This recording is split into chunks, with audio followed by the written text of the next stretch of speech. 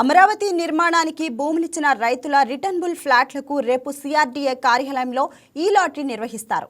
దీనిలో భాగంగా రేపు 405 ఫ్లాట్లను ఆన్లైన్ ర్యాండమ్ సిస్టమ్ ద్వారా 225 మంది రైతులకు కేటాయిస్తారు.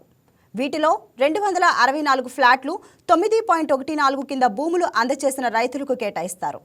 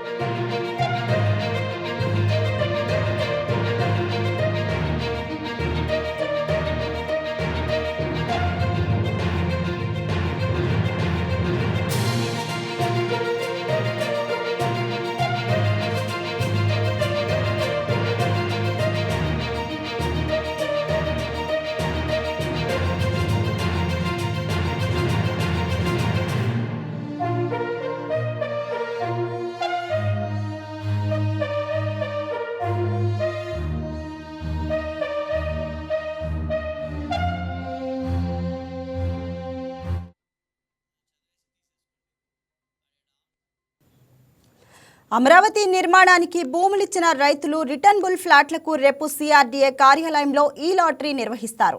దీనిలో భాగంగా రేపు 405 ఫ్లాట్లను ఆన్లైన్ ర్యాండమ్ సిస్టమ్ ద్వారా 225 మంది రైతులకు కేటాయిస్తారు.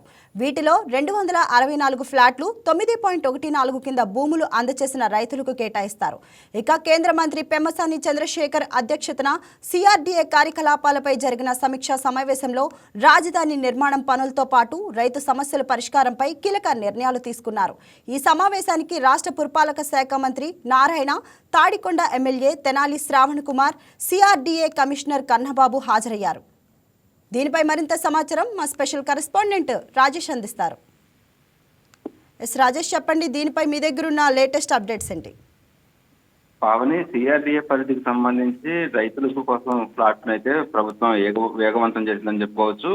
అటు రాజధాని నిర్మాణం అనేది ఇప్పటికే మొదలైన నేపథ్యంలో రైతులకు సంబంధించిన ప్లాట్ల విషయంలో ప్రభుత్వం చాలా సీరియస్ గా పనిచేస్తుంది. దానికి సంబంధించి రేపు సిఆర్డీఏ ఈ మధ్య ఓపెన్ అయిన సిఆర్డీఏ ఆఫీస్ అనేది ఉంది. ఆ ఆఫీసులో రేపు ఈ లాటరీ నిర్వహించి సిఆర్డీఏ పరిధిలో భూ సమీకరణ పథకంలో ఏపీ సిఆర్డీఏకి దాదాపు 9.14 కింద ఇటీవల భూములు అందజేసిన అనేక గ్రామాల రైతులకు NH-17 రహదారి నిర్మాణం కారణంగా ప్రభావితమైన అనంతవరం మినహాయింపు భూమికి సంబంధించిన 24 మంది రైతులకు మార్కాపురం సర్వే నంబర్లో 18లో మినహాయింపు భూమి వలన ప్రభావితమైన 2 మార్కాపురం రైతులకు, అలాగే అనధికారిక లేఅవుట్ వలన ప్రభావితమైన 65% కింద భూమిని కోల్పోయిన 7 రైతులకు ఈ లాటరీ ద్వారా రేపు ప్లాట్లు కేటాయించడం జరుగుతుంది. దానికి సంబంధించి అటు ప్రభుత్వం కావచ్చు, సిఆర్డీ అధికారులు ఇప్పటికే అన్ని ఏర్పాట్లు పూర్తి చేశారు. ఇక కృష్ణాయపాలెం, నవలూరు, కూరగల్లు, వెలగపూడి, మందడం, నిడమర్రు గ్రామాల రైతులకు సంబంధించి రిటర్నబుల్ ప్లాట్లు కేటాయించేందుకు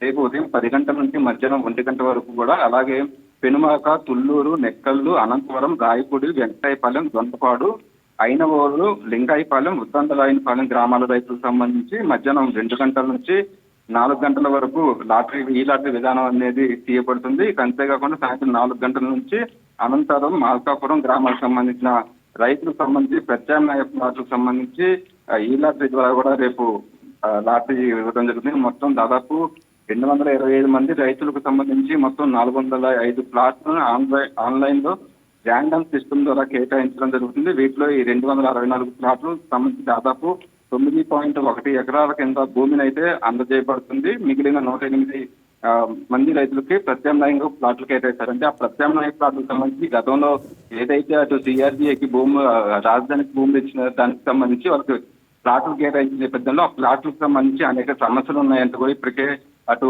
సిఆర్డీఏలో కూడా సమస్యలకు సంబంధించి ఫిర్యాదులు వచ్చిన నేపథ్యంలో వాళ్ళకి వేరే చోట ప్లాట్లు కేటాయించడం జరుగుతుంది. అంటే కొంత వాస్తు వల్ల కావచ్చు, అలాగే రోడ్డు పోటు వల్ల కొంత రైతులు అనేది సెంటిమెంట్ గా భావించి ఆ ప్లాట్లను వాళ్ళు మార్చాలంటూ కూడా ఇప్పటికే కోరిన నేపథ్యంలో వాళ్ళకి సంబంధించి మార్చి మళ్ళీ ఈ లాటరీ ద్వారా వాళ్ళకి ప్లాట్లు అయితే రేపు కేటాయిస్తారు. దానికి సంబంధించి ఇప్పటికే సిఆర్డీఏ అధికారులు అన్ని ఏర్పాట్లు కూడా పూర్తి చేశారు. ఇంకా అంతేకాకుండా ప్రత్యేకంగా ఈ రాజధాని డెవలప్మెంట్ కి సంబంధించిన రైతుల సమస్యల పరిష్కారం కోసం ఇప్పటికే అటు ప్రభుత్వం ముగ్గురితో ఒక కమిటీ చేసింది. కేంద్ర మంత్రి పెమ్మసాని చంద్రశేఖర్ అధ్యక్షతన, అలాగే మంత్రి నారాయణ, లోకల్ ఎమ్మెల్యే శ్రవణ్ కుమార్ అధ్యక్షతన ముగ్గురు కూడా ఒక కమిటీ వేశారు. పూర్తిగా రాజధాని రైతులకు సంబంధించిన ఏదైతే సమస్యలు ఉన్నాయో ఆ సమస్యలు వెంటనే పరిష్కారం చేసే విధంగా కూడా ఈ కమిటీ అనేది ఎప్పటికప్పుడు రైతులకు అందుబాటులో ఉంటుంది. దానికి సంబంధించి అటు సిఆర్డీఏ కమిషనర్ కన్నబాబు కూడా పూర్తిగా ప్రజల సమస్యల మీద రైతుల సమస్యల మీద దృష్టి పెట్టారని చెప్పుకోవచ్చు.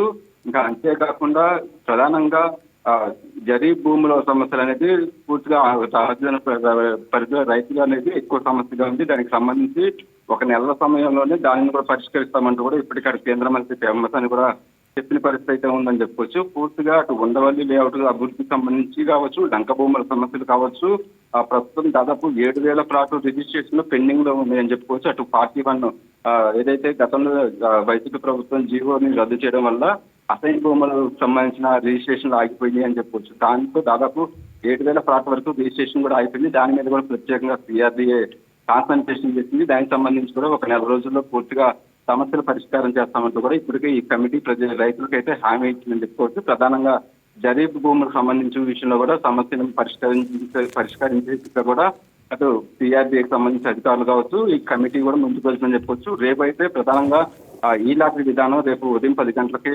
తీసి దాదాపు రైతులకు రేపు లాటరీ అయితే కేటాయిస్తున్నారు. Pavani, thank you Rajesh. ఈ వీడియో మీకు నచ్చినట్లయితే లైక్ కొట్టి షేర్ చేసి మా వైకే టీవీ ఛానల్ని సబ్స్క్రైబ్ చేయండి.